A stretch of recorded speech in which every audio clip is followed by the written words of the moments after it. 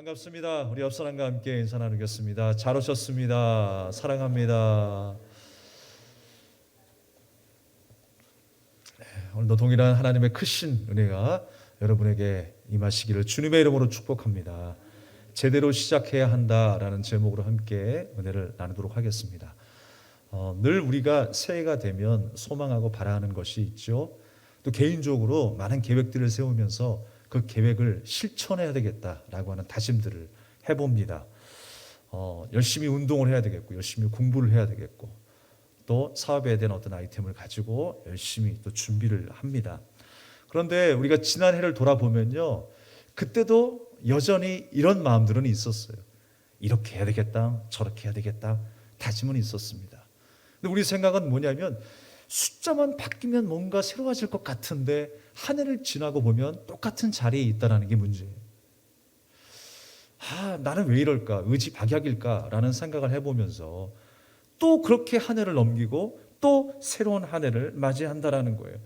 그런데 이런 반복만이 대수일까? 우리가 숫자만 바뀌었다고 해서, 날짜가 바뀌어졌다고 해서 우리가 정말 새로워질 수 있을까? 그건 아닌 것 같아요. 우리는 제대로 시작해야 합니다. 정말 여러분 시작하셨습니까? 우리가 매번 시작은 하지만 정말 새로운 마음과 각오로 우리가 시작했는지 다시 한번 점검하는 오늘 이 시간이 되기를 바라겠습니다. 어떤 새로운 조건과 새로운 계기와 새로운 환경이 갖추어지지 않았다 할지라도 우리가 변할 수 있는, 우리가 정말 새로워질 수 있는 그 제대로 된 시작, 그 시작이 바로 필요한 시점인 줄로 믿습니다. 제가 컴퓨터를 사용하다 보면요, 뭔가 잘 안 될 때가 있어요. 느려지거나 또 어느 때는 멈춰 있거나 작동이 잘 안 돼서 프로그램을 사용할 수 없을 때가 있습니다. 그때마다 아주 손쉬운 방법은 뭐냐면, 컴퓨터에 보면 작은 버튼 하나가 있어요. 리셋 버튼이라고. 다시 재시작하는 거예요. 간단하게 고민 없이 그거 하나만 딱 누르면 다시 꺼졌다 켜지는 겁니다. 근데 컴퓨터가 안정적일 수는 없어요. 그러니까 우리가 컴퓨터를 정상적으로 끄고 켜기 위해서는요, 어떤 일이 필요하냐면 그 시스템을 방해하는 혹시 나쁜 악성 바이러스가 있나, 아니면 방해하는 프로그램이 있는가 없는가를 확인하고 나서 그것을 삭제해야 하는 것이죠. 그리고 끄는 그 순서가 있어요. 과정이 있어요. 뭘 누르고 뭘 눌러서 그 컴퓨터가 자연스럽게 꺼질 수 있도록, 또 다시 자연스럽게 켜질 수 있도록 그 순서와 절차를 밟아야 되는 거예요. 그래야지 문제가 발생하지 않습니다. 뭐만 안 되면 무조건 리셋 버튼을 눌러서 다시 시작하는 것, 문제가 발생할 수 있다라고 하는 것입니다. 여러분, 여러분이 잘 아시는 이 노아 홍수의 이야기가 무엇입니까? 다시 시작하는 거잖아요. 그러니까 우리가 생각할 때는 뭐만 기억을 하냐면요, 하나님께서 얼마 동안 얼마만큼의 비를 내리셨는가, 방주의 크기는 얼마나고 그 방주 안에 들어갔던 전 세계에서 모였던 그 동물들이 어떻게 살았을까, 거기에 더 관심이 있잖아요. 그야말로 우리가 믿을 수 없는 그 영화 같은 그 현실, 엄청난 비가 이 세상을 쓸어버리니까 온 세상의 많은 사람들이 다 죽음을 당했어요. 그런데 노아와 노아 식구들만 방주 안에서 살아나게 되었다라는 것. 그런데 우리의 관심은 온통 그 물과 방주에만 있다라는 거예요. 하나님께서 이 물로 인해서 심판하셨다라고 하는 것. 그래서 이 땅이 새로워질 것이다. 거기 우리가 기대를 하며 살아갑니다. 그런데 정작 오늘날 그 후손이 그 후손을 낳고 그 후손이 후손을 낳고 우리까지 왔는데 이 땅은 온전합니까? 지금 하나님께서 그 땅을 쓸어버리셨다라고 하셨습니다. 죄악이 관영한 그 땅을 하나님께서 쓸어버리시고 다시 시작하시겠다라고 새 창조의 역사를 지금 하고 계시는데, 정작 오늘날 우리가 이 땅을 살아가고 있는데, 여러분, 그 시대나 지금 시대나 뭐가 바뀌었을까요? 우리에게 뭔가 다른 것을 말씀하시지 않았을까요? 그냥 쓸어버리고 상황이 바뀌면 끝나는 겁니까? 노아라고 다릅니까? 노아 가족이라고 다른가요? 똑같아요.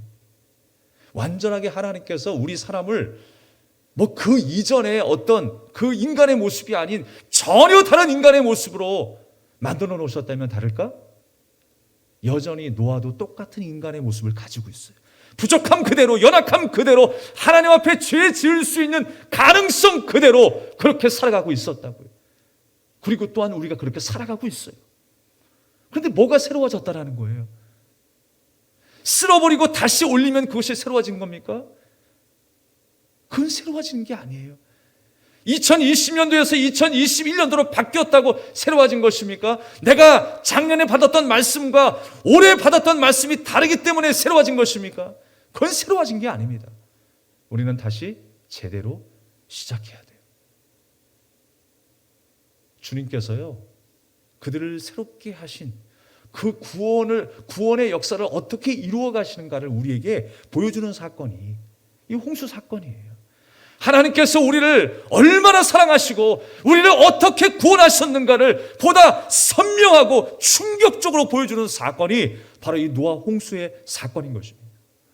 결론부터 말씀드리면 노아 방주는요, 예수 그리스도를 예표하고 상징하는 모형으로 우리에게 비춰주고 있습니다. 그래서 노아 식구들이, 모든 동물들이 그 안으로 들어가고 있는 장면이에요. 우리가 예수 안으로 들어갈 때에 우리가 그 은혜와 그 피를 힘입어 살게 된 것 아니겠습니까? 그래서 사도 바울은요, 즐겨 쓰는 말 가운데 주 안에서라고 하는 말들을 많이 써요. 빌립보서 4장 1절 말씀에도 주 안에 서서라고 하는 말씀들을 하고 있어요. 우리가 주 안으로 들어간다는 것은 무엇입니까? 주 안으로 들어간다라고 하는 것은 주님과 연합하는 삶, 주님과 동행하는 삶을 말씀하고 있는 거예요. 오늘 말씀에도 노아를 어떻게 소개하고 있습니까? 완전한 자다라고 소개하고 있어요. 왜냐? 그는 하나님과 동행했기 때문에 그래요. 연합하는 삶이었기 때문에 주님께서 창조하신 그대로 온전하고 아름다운 그 모습, 주님의 은혜와 그 축복의 날개 아래 살아가고 있는 완전한 모습을 노아를 통해서 보여주고 있는 거예요. 노아도 완전해서 완전하다고 이야기하는 것 아니잖아요. 부족함 투성이에요. 연약함 투성이에요. 그런데 하나님과 동행했기 때문에 그의 삶이 완전하다라고 하는 거예요. 다윗도 마찬가지일 것입니다. 하나님의 마음에 합한 사람, 그가 하나님에게서 떠나면 여전히 부족하고 연약한 사람들 중에 사람인 거예요. 오늘 더 우리에게 말씀하고 있는 것, 강조하고 있는 것은 무엇입니까? 여전히 하나님과 우리가 하나 되어야 할 것을 말씀하고 있어요. 동행하는 삶, 그 말씀에 순종하는 복된 삶, 그 삶을 우리에게 보여주고 있는 것입니다. 그래서 하나님께서 어떻게 우리를 구원하셨는가, 나를 향하신 하나님의 사랑이 무엇인가를 다시 한번 우리에게 깨닫게 하시는 줄로 믿습니다. 오늘 사실 이 노아의 홍수의 사건은요, 영화 같죠. 믿을 수 없고 표현할 수 없는 그 엄청난 스펙타클 아닙니까? 감히 어떻게 우리가 상상이나 할 수 있을까요? 아무리 비가 많이 내려도 얼마만큼 내렸는지 상상이 안 돼요. 한 번도 경험해 보지 않았기 때문에. 그 영화 같은 삶. 그런데 우리가 반대로 현실을 핑계로요, 내가 하나님 앞에 기도하고 내가 하나님 앞에서 신앙생활할 때에 영화 같은 그 삶을 우리가 꿈꾸면서 추구하면서 하나님 앞에 때를 쓰지 않습니까? 하나님, 내 삶에 이렇게 화려하게, 내 삶에 이렇게 높아지기를, 내 삶이 이렇게 넉넉해지기를, 풍성해지기를 간절히 원하는 그 마음으로 하나님 앞에 나옵니다. 하나님의 마음과 하나님의 뜻과 하나님의 온전하신 계획에는 관심이 없고 오직 영화 같은 내 삶을 항상 우리가 꿈꾸면서 하루하루를 살아갑니다. 사랑하는 여러분, 주님께서 우리 인류에게, 나에게 주셨던 약속의 말씀은 무엇이었습니까? 나에게 원하셨던 삶은 어떤 삶이었습니까? 우리가 다시 한번 이 시점에 되돌아보면서 정말 이 한 해는 하나님이 기뻐하시는 삶을 살겠노라고, 하나님이 기뻐하시는 교회가 되기를 원하겠노라고. 공동체가 되기를 원하겠노라고. 더 겸손히 더 사랑함으로 인하여 하나님의 영광을 드러내는 한 해가 되겠노라고 다짐할 수 있는 2021년이 되기를 주님의 이름으로 축복합니다. 오늘 말씀 속에 하나님께서 이 땅을 심판하셨던 이유가 있어요. 그 이유를 4절 말씀에 말씀하고 있습니다. 당시에 땅에는 네피림이 있었고 그 후에도 하나님의 아들들의 사람의 딸들에게로 들어와 자식을 낳았으니 그들은 용사라 고대에 명성 있는 사람이었더라 그랬어요. 용사처럼 강하고 명성이 있는 사람들로 살았다라고 하는 것입니다. 겸손하고 가난한 심령으로 주님과 동행하기보다 이 땅에서 하나님처럼 되고 내 것을 뽐내며 자랑하며 살아가가, 그래서 많은 사람들 앞에 군림하는 한 사람으로 살아가기를 원하는 사람들이 많았다라는 거예요. 그래서 노아의 삶과 그들의 삶을 지금 비교하고 있어요. 하나님 앞에 겸손한 자인가, 무릎 꿇은 자인가, 순종한 자인가, 아니면 자기가 왕이 되고 이 땅에 군림하는 왕의 모습으로 살아가는 교만한 자인가. 지금 사람들이 구별되고 있어요. 하나님께서 이 땅을 멸하셨던 이유가 바로 거기에 있었다는 거예요. 하나님을 대적하며 자기가 왕이 되고자 하는 삶. 우리가 12절 말씀에도 하나님이 보신즉 땅이 부패하였다 그랬어요. 우리가 부패했다라고 하면 뭐 윤리적인 타락, 성적인 타락, 뭐 경제 범죄, 뭐 이런 것들을 생각하잖아요. 물론 그것이 다 포함이 되고 또 그것이 도구가 되어서 인간이 하나님 앞에 하나님을 대적하고 불순종하며 살아가는 교만한 존재로 변하는 것은 사실입니다. 우리가 보다 본질적인 이 잘못된 생각, 잘못된 믿음으로 우리가 살아가서 하나님이 보시기에 부패한 세상이 되었다라고 하는 것입니다. 하나님께서는 그 죄가 관영한 이 땅에 비를 내리셔서 엄청난 홍수로 말미암아 쓸어버리셨어요. 그런데 쓸어버리는 것으로 끝나는 게 아니에요. 그게 새로워지는 게 아니라는 거예요. 하나님의 새로움은 어디에 있습니까? 방주로 들어가는 데 있어요. 할렐루야! 방주로 들어가는 데 있어요. 예수 그리스도의 그 피의 공로를 힘입는 데 우리의 신앙생활이 의미가 있는 거예요. 내가 뭔가를 잘한 게 의미가 있는 것이 아니에요. 내가 휴지를 줍고 어려운 사람들을 돕고 병든 자를 치료하는 데 의미가 있는 게 아니에요. 그건 당연히 우리가 해야 할 일입니다.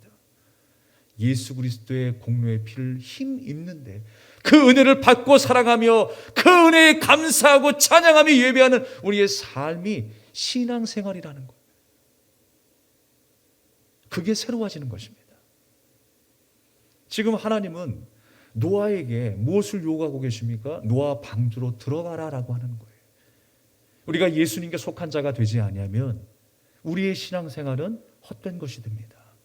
예수님 때문에 내가 살게 되었어요. 예수님으로 인하여서 내가 만족함을 얻게 되었어요. 예수님의 다스림과 그 은혜의 날개 아래 사는 삶이 바로 천국의 삶임을 성경은 우리에게 말씀하고 있습니다. 예수님을 빼놓고는 이야기가 안 되는 거예요. 우리 믿음의 자녀가 하나님의 은혜를 생각하지 아니하고 그 은혜의 공로에 힘입어서 날마다 우리가 겸손히 주님 앞에 낮아지지 않는다면 우리는 하나님의 그 사랑과 은혜에 대해서 모르고 살아갈 거예요. 오늘 그렇게 살아가는 이 땅을 하나님은 물로 심판하셨다라고 말씀하고 있는 거예요. 사람을 지으신 것을 한탄하시며 근심하셨다라고 말씀하고 있습니다. 여러분, 이 말씀이요, 어떤 의미일까요? 사람을 지은 것을 한탄하시며 근심하셨다라는 거. 어머, 내가 실수했네? 이런 분이 하나님이십니까? 하나님이 열심히 작품을 만들어 놓으셨고 사람을 지으셨는데 어머, 내가 실수했네? 이런 분이세요? 아니에요. 지금 하나님은요, 슬퍼하고 가슴 아파하시고 분통히 여기시는 거예요.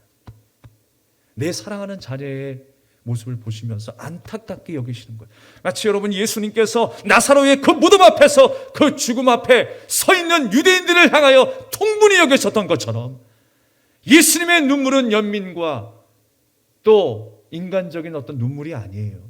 그 슬픔의 눈물이 아닙니다. 통분히 분통히 여기시는 눈물이에요. 지금 그 눈물을 흘리고 계시는 거예요, 하나님이. 내가 실패했기 때문에 내가 후회한다라고 하는 의미가 아니라 답답한 심령으로 분통히 여기시는 그 하나님의 안타까운 마음, 죄 아래에 있는 인간들을 안타깝게 바라보시면서 어떻게 하나님께서 그 상황 속에서 구원해 내시는지를 우리에게 홍수 사건을 통해서 보여주시는 거예요. 그 하나님의 사랑이 우리에게도 임한 줄로 믿습니다. 그래서 물로만이 아니라 그 방주 안으로 들어가야 새로워지는 거예요. 우리가 교회에 나오는 것으로 끝나는 것이 아니라 예수님에게로 나아가야 새로워지는 거예요. 그 은혜를 힘입고 그 말씀이 나의 양식이 되고 힘이 돼야 우리의 삶이 달라지는 것입니다. 여러분, 언제까지 입으로만 우리가 새로워진다 하겠습니까? 잘 돼야 될 텐데 언제까지 우리가 이마만 치면서 가슴을 치면서 우리가 한탄할 것입니까? 다시 한번 주님 앞에 납작 엎드려져야 돼요. 주님의 은혜를 힘입고 주님의 손을 잡고 주님과 함께 동행하는 삶이 돼야 할 줄로 믿습니다. 여러분, 예수님께서 오병이어의 기적의 사건을 나타내시고 황급하게 제자들을 어디로 이끄세요? 바다로 이끄시죠. 그런데 제자들이 운행을 하다가 예수님은 이제 온데간데 없으시고 풍랑을 만나게 되었어요. 여러분, 이 물의 심판, 이 풍랑 다 심판과 저주를 의미하는 것이잖아요. 예수님과 분리되었을 때의 삶이 어떠한가를 우리에게 보여주고 있어요. 엄청난 풍랑을 만나서 죽을 위기에 있습니다. 아무리 발버둥 치지만 아무것도 할 수 없는 그 아비규환 속에 제자들이 지금 처해 있어요. 근데 그때 누가 나타나세요? 예수님이 나타나시는 거예요. 예수님이 나타나시는 거예요. 그때 누가 먼저 나섭니까? 베드로가 신기해가지고 예수님 나도 걷게 해달라고 하잖아요. 근데 걷다가 바람 때문에 무서워가지고 결국 베드로가 그 바다에 빠지고 맙니다. 베드로의 마음은 어떤 마음이었을까요? 아니, 베드로 이전에 사실 우리가 주님을 향한 그 마음이 무엇인가를 좀 자세히 생각해 보면 베드로의 마음이 나의 마음일 거예요. 나도 뭔가 예수님 앞에 구할 때에 내가 걷는 것, 나도 좀 자랑할 만한 것이 있었으면 좋겠습니다, 예수님. 내가 하나님 앞에 기도할 때에 하나님 앞에 그 바라는 마음이 마치 베드로의 마음처럼 그렇게 기도하고 있지는 않습니까? 하나님, 사람들에게 내가 뭔가 자랑할 만한 것이 있었으면 좋겠습니다. 내 능력을 나타낼 만한 것이 있었으면 좋겠습니다. 그런 마음이면요, 빠지는 거예요. 사랑하는 여러분, 지금 베드로가 예수님 앞에서 취해야 될 그 마음은 어떤 마음일까요? 주님, 난 지금 주님 아니면 죽습니다. 이거 아니에요? 주님 아니면 우리는 이제 끝납니다. 라는 거예요. 지금 주님께서 그의 손을 잡아주셨을 때 그는 다시금 그 심판의 물에서 빠져나올 수 있었어요. 그리고 제자들이 배에 예수님을 영접하였을 때에, 예수님이 그 배에 도착하셨을 때에 그 모든 풍랑은 잠잠할 수가 있었어요. 그리고 말씀해 보니까 그 배가 어디를 향하고 있어요? 그들의 목적지에, 그들이 가고자 하는 목적지에 정확하게 배가 되어져 있는 거예요. 사랑하는 여러분, 주님과 동행하는 것이 이렇게 중요한 것입니다. 주님이 나와 함께하는 것이 이렇게 중요한 것입니다. 오늘 노아가 방주 안으로 들어갔던 것처럼 이 땅이 새로워질 수 있고 이 땅이 거듭날 수 있는 그 방법은 바로 하나님의 은혜, 예수 그리스도의 십자가의 보혈의 은혜만이 우리를 새롭게 할 수 있다는 것을 말씀하고 있는 것입니다. 제가 군에 있었을 때요, 제 한 달 고참이 있었는데 그 고참이 늘 입버릇처럼 했던 말이 있어요. 야, 내가 고참 되면 너희들한테 잘해줄 거다. 근데 다 거짓말이더라고요. 믿을 사람 하나도 없다는 걸 깨달았어요. 자기도 또 막상 그 위치가 되면 감당해야 될 일이 있고 또 스트레스를 받고 또 밑에 애들이 잘 말을 안 듣고, 그러니까 내 마음대로 잘 안 되니까 결국에는 또 얼차려를 주고 또 옛날 기질이 나오고 막 그래요. 받았던 거 그대로 하더라고요. 그대로. 야, 너도 똑같구나. 순 거짓말쟁이들. 라고 하면서 또 우리는 씩씩거리는 거죠. 야, 나는 절대로 저 고참 같은 고참이 되지 말아야지. 근데 그런 시간들이 계속 반복되는 거예요. 나는 새로워져야지 라고 하는데 똑같아요. 그게 연약한 인간이더라고요. 근데 제가 더 충격적이었던 건 뭐냐면 저희 그 중대를 대표했었던 중대 군종이 한 명이 있었어요. 근데 그 중대 군종이 교회를 안 나가요, 세상에. 사람들이 다 그 사람이 군종이었다라고 이야기를 하는데 군종이었다예요, 과거. 말들을 하는데 이상하게 제가 딱 들어갈 때는 교회 한 번 나간 걸 못 봤어요. 그런데 예전에는 그렇게 열심히 나갔다라는 거. 짝대기 한 개, 두 개였을 때는 그렇게 사람들을 인솔해가지고 교회 나가게 막 수요 예배도 나가고 주일날에 그냥 하루 종일 그냥 교회 안에 있었다라는 거예요. 근데 지금 교회를 안 나가. 그럼 왜 그런가 했더니 짝대기 하나, 두 개 때는요 얼마나 간절했겠습니까? 고참들이 주는 그 스트레스를 피해가지고 예배당에 나가서 자유롭게 예배하고 찬양하고 기도하고 서로 눈물을 흘리면서 우리 힘내자라고 했었던 시간들이 있었는데 이제 시간이 지나고 좀 넉넉한 삶을 누리니까 편안해지니까 이제 교회 안 나간다라는 거예요. 변하지 않을 것 같은데 날마다 새로워져야 될 그 믿음이, 그 신앙생활이 어느 순간에 변질이 되어버렸어요. 사람은 그렇게 변하더라고요. 사람은 그렇게 환경에 영향을 받더라고요. 그 부족함 속에 우리는 늘 반복하며 살아갑니다. 우리의 성정이 어디 가겠습니까? 우리에게 어떤 능력이 있겠습니까?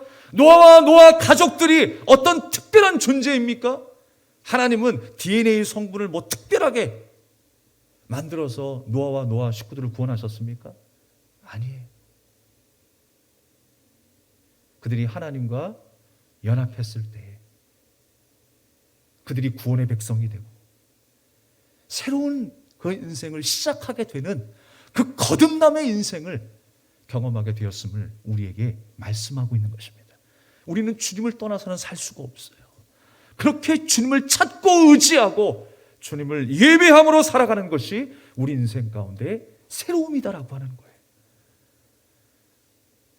사랑하는 여러분, 우리가 어디에 있든지 우리는 연약하지만 주님으로 인하여서 어떤 곳에서 어떤 사람을 만나든지 거룩한 영향력으로 뿌리내릴 수 있는 저 여러분 되기를 주님의 이름으로 축원합니다. 그래서 하나님은 오히려 홍수를 통해서 어떻게 노아 가족이 구원을 받게 되었는지를 보게 하셨고 나아가서 어떻게 우리가 구원받게 되었는지를 깨닫게 하시는 거예요. 사실 여러분 이 방주라고 하는 이 말, 테바라고 하는 말의 의미는요. 배를 의미하는 게 아니에요. 그냥 작은 상자를 의미하는 거예요. 그러니까 방주가 물 위에 떠 있다라고 하는 것.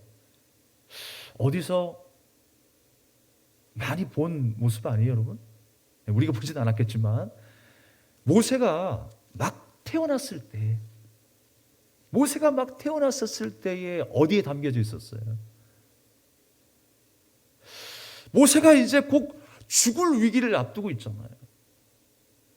그 이스라엘이 날마다 번성하게 되니까 그 이스라엘의 씨를 말리기 위해서 그 아들들을 태어나자마자 다 죽여버리는 거예요. 그런데 이 모세의 어머니가 모세를 살리기 위해서 어디에 집어넣어요? 작은 광주리에 집어넣는 거예요. 그 광주리가, 그 나무 상자가 오늘의 방주예요.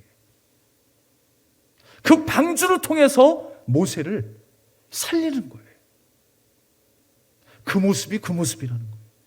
지금 이 방주를 통해서 노아 가족을 살린 것처럼 방주를 통해서 모세를 살린 것처럼 예수님을 통해서 우리가 살게 된 줄로 믿습니다.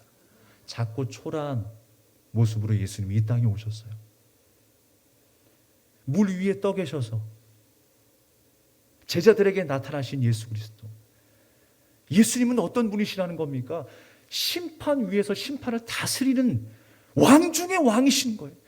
우리는 그 고통과 심판 속에서 이 저주가 가득한 이 땅 가운데에 방황하며 낙심하며 절망하며 살아가지만 우리 예수님은 그 위에 계신 분이라는 거예요. 심판을 다스리는 하나님, 이 땅을 군림하는 하나님. 우리는 이 땅의 것으로 세상을 군림하려고 하고 사람을 군림하려고 합니다. 아니, 하나님 앞에서도 대적하려고 하는 것이 우리의 죄된 인간성이에요. 그런데 그 위에 계신 분이 바로 예수님이에요. 바로 물 위에 계신 예수님이 바로 그 심판 위에 계신 예수님을 말씀하고 있는 거예요.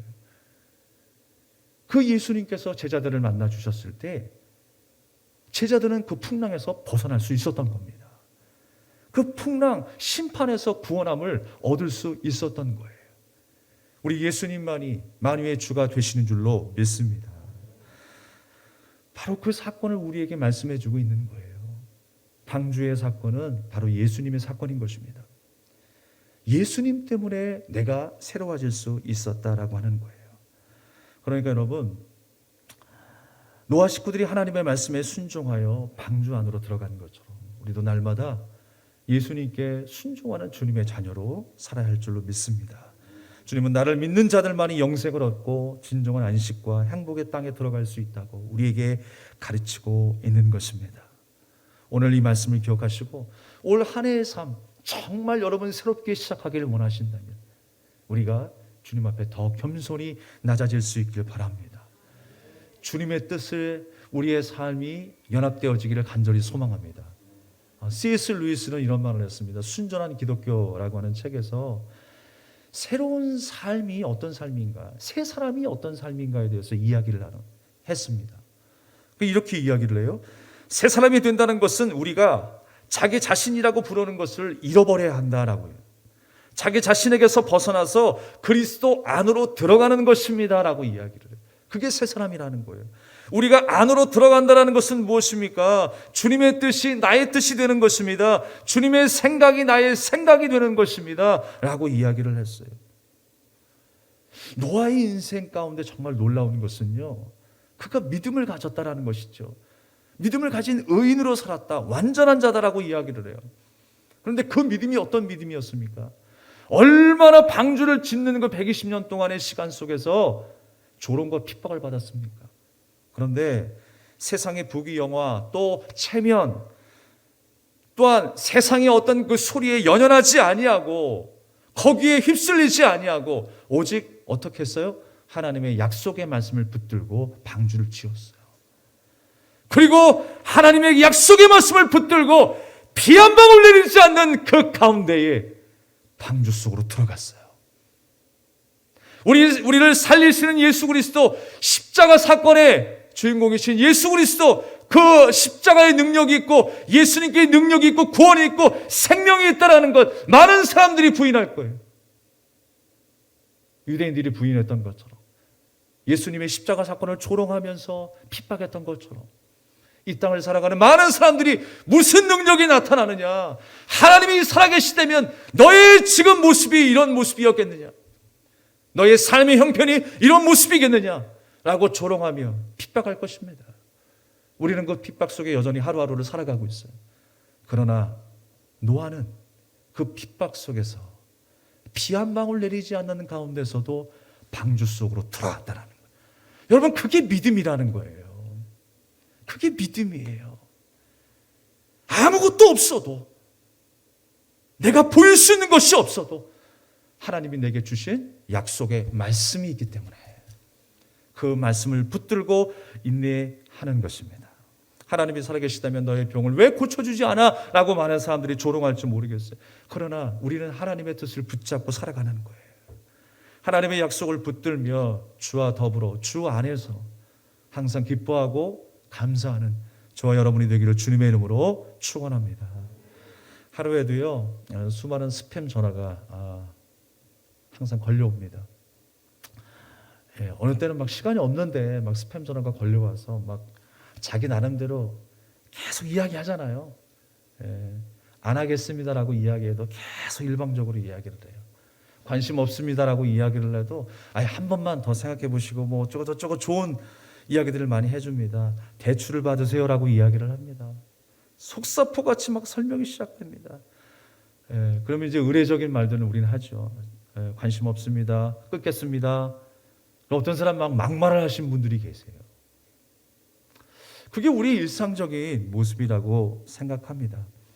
근데 제가 인터넷 검색을 하면서 어떠한 기자분이 이런 전화를 받았을 때 내가 이렇게 말하면 어떨까? 이렇게 대하면 어떨까? 그러니까 요즘에 정말 아름다운 피드백이라고 해서 좀 좋은 선례를 남기는 그런 사람들이 있어요. 그러니까 이사를 가도 내 짐만 싹 빼면 끝이 아니라 편지를 하나 남기는 거예요. 내가 이곳에 살면서 참 행복했습니다. 어떤 추억이 있었고 사랑을 나누었고 기쁜 일, 슬픈 일이 있었다는 걸 이야기하면서 이곳에서 꼭 우리처럼 행복하기를 원합니다. 당신이 이곳에서 성공하기를 원합니다. 그런 축복의 메시지를 남겨요. 사람을 대할 때에 다르게 대한다라는 거예요. 다르게 말할 수 있어야 한다는 거예요. 그러면서 이 기자가 하는 말이 자기도 그런 스팸 전화를 받았대요. 그런데 한번 다르게 말해봤대요. 어떻게 말했냐면, 저 선생님 설명은 감사한데 저는 이미 대출을 많이 받아서요. 잘 알겠는데, 좋은 건 알겠는데 더 늘릴 수는 없을 것 같아요. 죄송합니다. 빨리 끊겠습니다. 빨리 끊으려고 하니까 더 이제 설명을 하려고 하죠. 그때 이 기자가 또 이런 말을 했어요. 어떤 말을 했냐면, 선생님 매일 모르는 분들에게 이렇게 전화하고 설득하기 참 힘드시죠. 상처도 많이 받으셨을 거예요. 그래도 필요하신 분들에게 분명 도움이 될 겁니다. 올 한 해 고된 전화하시느라고 얼마나 고생하셨습니까? 감사합니다. 라고 이렇게 이야기를 하니까요, 그 전화를 받는 그 상담원이 감동을 받은 거예요. 여러분, 이런 일들 상상이나 해보셨습니까? 엄청난 감동을 받았어요. 일한 지 제가 3년이 됐는데 이런 얘기는 처음 들어봅니다. 님 덕분에 제가 기운이 나고 앞으로 일이 잘 될 것 같아서 너무 행복하네요. 힐링했습니다. 라고 전화가 이제 끊어집니다. 사랑하는 여러분, 또 어떤 분은요, 어느 곳에 이런 글을 남겼어요. 경비원님들 안 계시면 저희 동네 마비되는 것 아시죠? 슈퍼히어로 경비원님 늘 고생 많으시고 감사합니다. 라는 메모를 남겼어요. 이 말 한마디가 경비원들에게 얼마나 큰 힘이 되었을까요? 우리가 일상적으로 생각하고 지나가는 그런 말들은 무엇입니까? 전혀 이런 말들과 상상 없는 말들 아닐까요? 이 세상이 좀 변했으면 좋겠고, 행복했으면 좋겠고, 시스템이 좋아졌으면 좋겠고, 지도자가 바뀌었으면 좋겠고, 법들이 좀 바뀌었으면 좋겠다라고 불평하며 원망하는 세상 아닙니까? 그런데 여러분, 그런다고 우리가 새로워집니까? 절대로 새로워질 수 없어요. 바뀌어야 되는 것은 세상이 아니라, 제도가 아니라, 지도자가 아니라 바로 나였다라는 것을 깨닫게 되는 거예요. 내가 겸손해지고 내 말 한마디가 바뀌니까 상대방이 달라지는 거예요. 세상이 행복해지는 거예요. 공동체가 아름다워지는 거예요. 교회가 교회다워지는 거예요. 세상이 세상다워지는 거예요. 사랑하는 여러분, 내가 변해야 합니다. 내가 주님과 함께만 동행하여 주님의 말씀에 순종하는 삶, 그 겸손의 삶을 우리가 살아갈 때 세상 많은 사람들이 할 수 없는 일이라 할지라도 우리는 능히 감당하고도 남을 줄 믿습니다. 올 한 해 여러분, 우리가 새롭게 살기로 작정하십시다. 주 안에서 더 겸손합시다. 주 안에서 더 지혜로워지기를 기도합시다. 하나님, 저에게 지혜를 주시옵소서. 말하는데, 행하는데, 사람을 만나는 데 있어서 더 지혜롭고 더 사랑스러운 존재가 되게 하옵소서. 더 겸손한 존재가 되게 하옵소서. 나도 하나님의 은혜를 받은 자이니까 그 은혜를 함께 나눌 수 있는 주님의 사람으로 사는 이 한 해가 되게 하옵소서. 그렇게 기도하며 사는 2021년이 되시기를 주님의 이름으로 축복합니다. 우리가 함께 이 찬양을 드리고 기도하겠습니다.